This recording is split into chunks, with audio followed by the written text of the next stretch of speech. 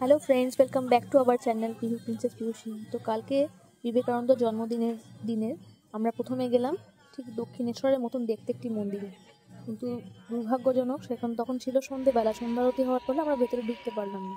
তারপর চলে গেলাম বিবেকানন্দর বাড়িতে। তো দেখো গাইস, ভেতরে তো ছবি তোলা নিষেধ, তো বাইরে থেকে আমি যেটুকু দেখাতে পারছি দেখে নাও। এটা হচ্ছে বিবেকানন্দর বাড়ি, আর এত সুন্দর সাজানো, যেমন বাইরে সাজানো তেমন ভেতরে সাজানো। এদিকে লম্বা লাইন।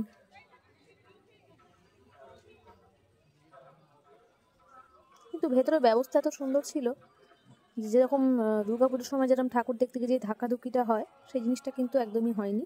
খুব সুন্দর ব্যবস্থা ছিল, সবাই বলতে গেলে খুব ভদ্রভাবেই যাচ্ছিল।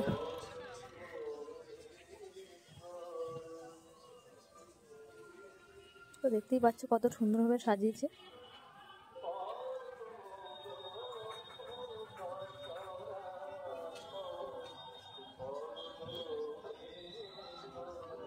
খুব যে দাঁড়িয়ে থাকতে হচ্ছে তা কিন্তু নয়, লাইনটা কিন্তু রানিংই চলছিল।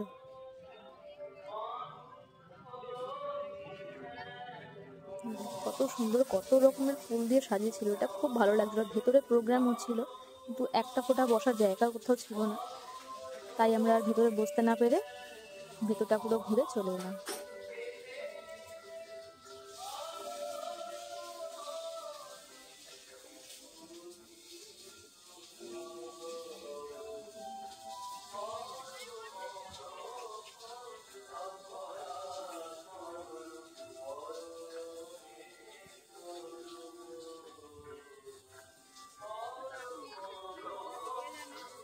তো গাইস, রাত্রিতে যেমনি লাইটের ভিউটা খুব সুন্দর লাগছে, লাইটগুলো দেখা যাচ্ছে, কিন্তু দিনের বেলাতেও আমার মেয়ে এসেছিল, আমার যাওয়া হয়নি।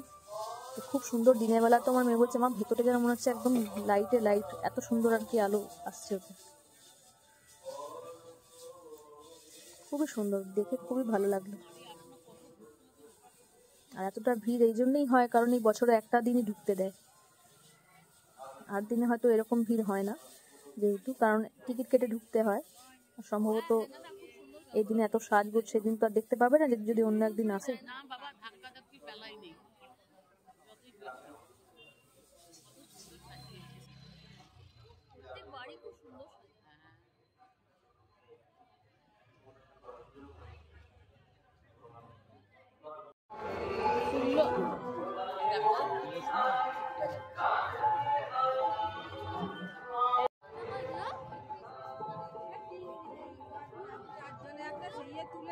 বাইরে বাইরে বাইরে